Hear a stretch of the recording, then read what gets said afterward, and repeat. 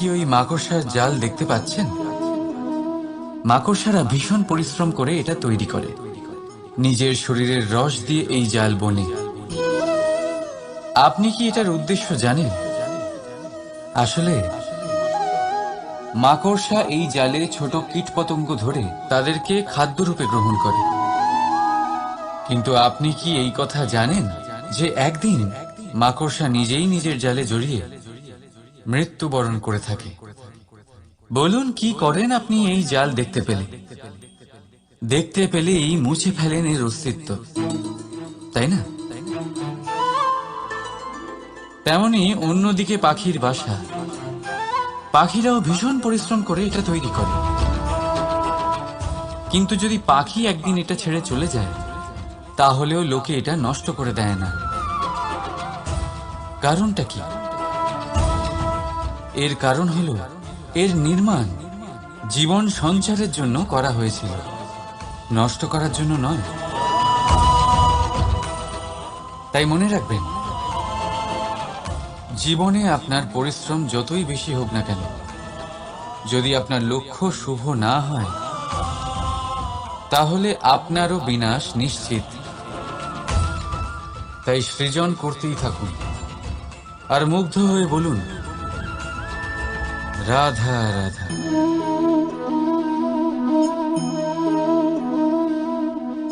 আপনার কি মনে হয় আমি কি করছি? আপনি বলবেন আমি প্রদীপ জ্বালাচ্ছি। সঠিক। কিন্তু প্রশ্ন হচ্ছে যে আমি কি আপনাকে বলেছি যে একে প্রদীপ বলা হয়? না। এই প্রদীপ কি নিজেই নিজের পরিচয় আপনাকে দিয়েছে? না। তাহলে আপনি কি করে জানলেন যে একে প্রদীপ বলা হয়? উত্তর হচ্ছে প্রকাশ, যে স্বয়ং জ্বলে অন্ধকারের মধ্যে সংসারকে পথ দেখায়, সেটাই প্রদীপ। যা নিরাশার মাঝে আশার আলো প্রদর্শন করে, সেটাই প্রদীপ। অপর দিকে আছে সাপ, যাকে না দেখেও তার ফনার আওয়াজ শুনেই লোকে ভয় পেয়ে যায়। তার মানে ব্যক্তির পরিচয় তার কর্মের দ্বারা পাওয়া যায়। তাই আপনার এটা বলার প্রয়োজন নেই যে আপনার পরিচয় কি। এটা আপনার কর্মই নিশ্চিত করবে যে লোকে আপনাকে প্রদীপ ভেবে ভালোবাসবে নাকি সাপ ভেবে ভীত হয়ে থাকবে। রাধা রাধা। সময় কত বিচিত্র হয়। সময় আমাদের পক্ষে থাকলে আমরা নিজেদের রাজা মনে করে নিই, আর সেই সময় যদি বিপক্ষে চলে যায়, তাহলে নিঃস্ব হতে সময় লাগে না। তাই মানুষের একটা অভ্যেস আছে, খারাপ সময়ের জন্য কিছু সঞ্চয় করা। আত্মীয়, বন্ধু খারাপ সময় পাশ থেকে সরে যায়। যশ, মান প্রতিকূল সময় চিরস্থায়ী হয় না। তাই মানুষ মনে করে অর্থ সঞ্চয় করাই শ্রেয়। অর্থের কোনো হৃদয় নেই যা সময়ের সাথে পরিবর্তিত হবে। সংসার বলে সর্বদা অর্থ সঞ্চয় করতে থাকুন। খারাপ সময় অবশ্যই কাজে লাগবে, কিন্তু আমি বলবো শুভ কর্ম করতে থাকুন, আনন্দে থাকুন, নিজের ওপর আর ঈশ্বরের ওপরে বিশ্বাস রাখুন। খারাপ সময় কখনো আসবেই না। রাধা রাধা।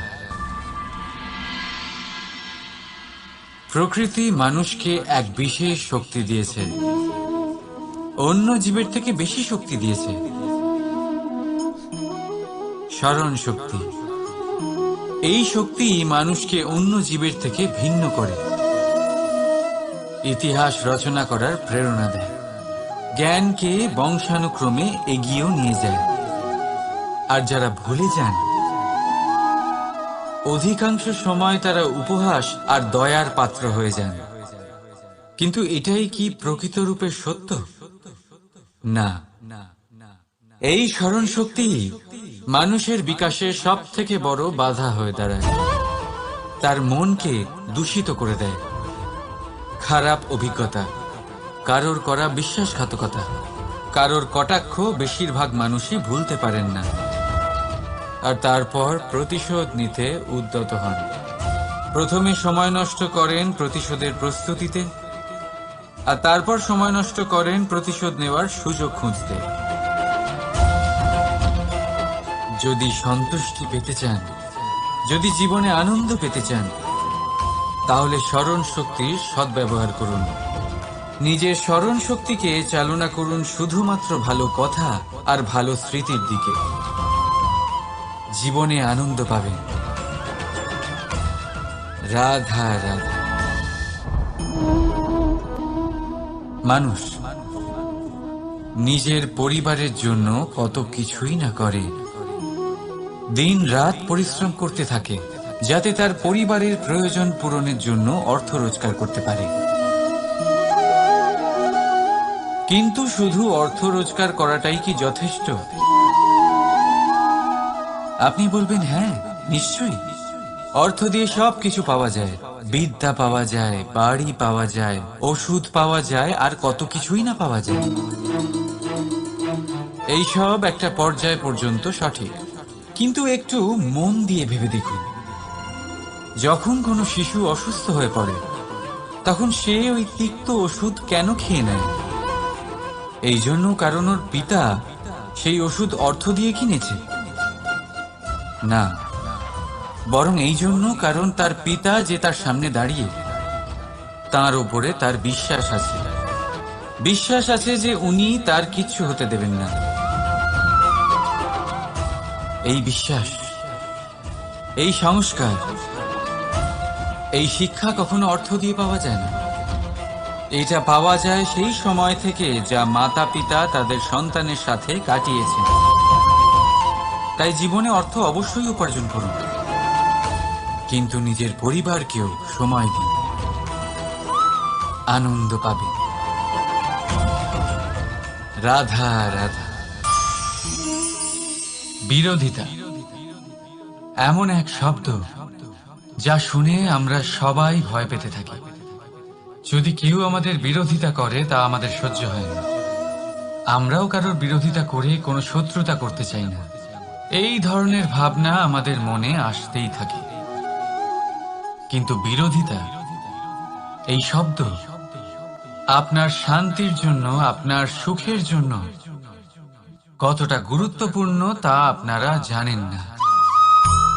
তাই যদি কাল এসে কেউ আপনার বিরোধিতা করে, তখন সবার আগে নিজেকে যাচাই করুন। আপনি কি ভুল করেছেন? আপনার দোষ কি? নিজের মধ্যে কি ত্রুটি আছে সেটা বোঝার চেষ্টা করুন, নিজেকে সংশোধন করার চেষ্টা করুন, তারপর দেখুন বিরোধিতার এই আগুন আপনাকে স্বর্ণ থেকে কুন্দন বানিয়ে তুলবে। বলা হয় এই সংসারে খারাপ বেড়েই চলেছে, কিন্তু তার কারণ এ নয় যে খারাপ মানুষ বেড়ে চলেছে। তার কারণ হলো যে ভালো মানুষ, যাদের ভালো চিন্তা, ভালো বিচারধারা আছে, তারা খারাপের বিরোধিতা করতে পারে না। যদি আপনার সম্মুখে কোনো খারাপ কর্ম হয়, তাহলে তার বিরোধিতা করতে সংকোচ করবেন না, কারণ বিরোধিতার এই আগুন মন্দকে পিছুপা হতে অবশ্যই বাধ্য করে। রাধা রাধা। জীবনে আপনি এরকম মানুষও দেখবেন যারা এটা বলে, ভাবে, নিজেকেও বলে যে উনি সেই এমন ব্যক্তি যার মতো আমি হতে চাই। ঠিক আছে, কারোর থেকে প্রেরণা নেওয়াটা কোনো ভুল নয়, কিন্তু কখনো কখনো এই প্রেরণা গুরুত্বহীন হয়ে যায়, আর আমরা শুরু করে দিই সেই ব্যক্তিকে নকল করতে। এখানেই থেমে যায় আমাদের উন্নতি। এবারে দেখুন, সংসারে শত কোটি রঙের ফুল আছে, কিন্তু তারা কখনো একে অপরকে নকল করে না। নকল করে না তাদের রং, নকল করে না তাদের সুগন্ধ। তাহলে আমরা করি কেন?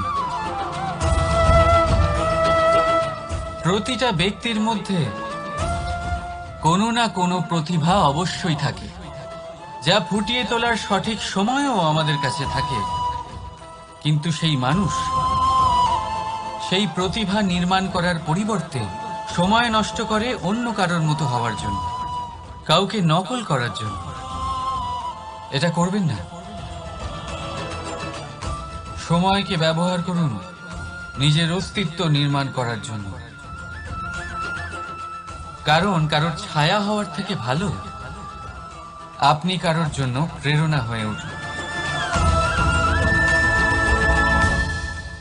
রাধা রাধা।